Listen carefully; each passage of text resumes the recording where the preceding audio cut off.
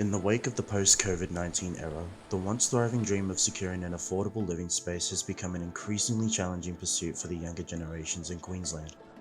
As property prices soar to unprecedented heights, the prospects of obtaining an improved lease have dimmed, leaving young adults and new families grappling with the stark reality of a fiercely competitive housing market. With the spectre of exorbitant rents looming over their heads, these individuals find themselves cornered into settling for subpar accommodations at exorbitant costs, lest they risk the impending threat of homelessness.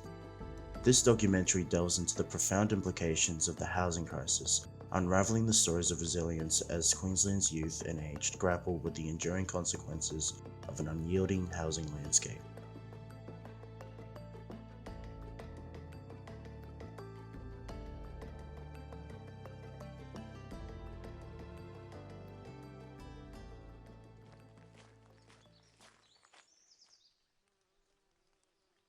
Thank you very much for having us here for your time. So, how long have you been renting for? It would be since the mid to late 90s. Yeah, so yeah, it's been quite a while. And how have you found renting as a single mother of three, or single mother and foster mother, I should say?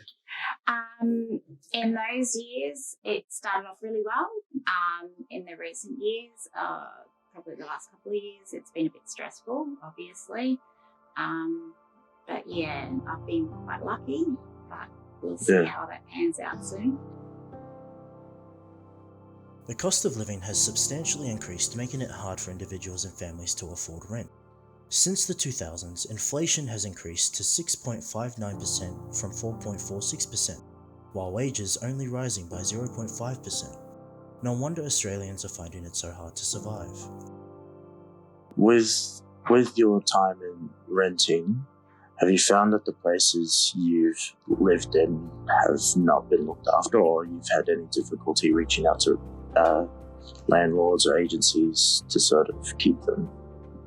That's, with this house, it's been really good. I'm close with the family that owns it, so that's been quite helpful, and luckily I know a lot of people who can contribute to, plumbing and stuff like that. So quite a few builders.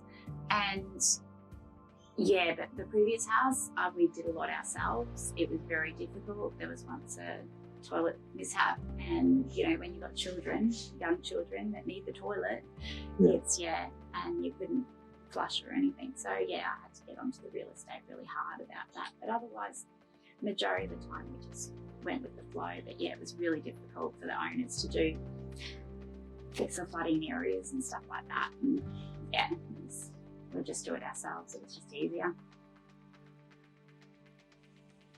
It's important to acknowledge that the struggle to resolve the housing crisis is a continuous process that requires perseverance, adaptability, and a commitment to social justice. By fostering an inclusive dialogue, implementing evidence-based policies, and prioritising the well-being of all members of society, governments can work towards realising a sustainable and equitable housing system. But how long will we have to wait for the Australian government to act on this?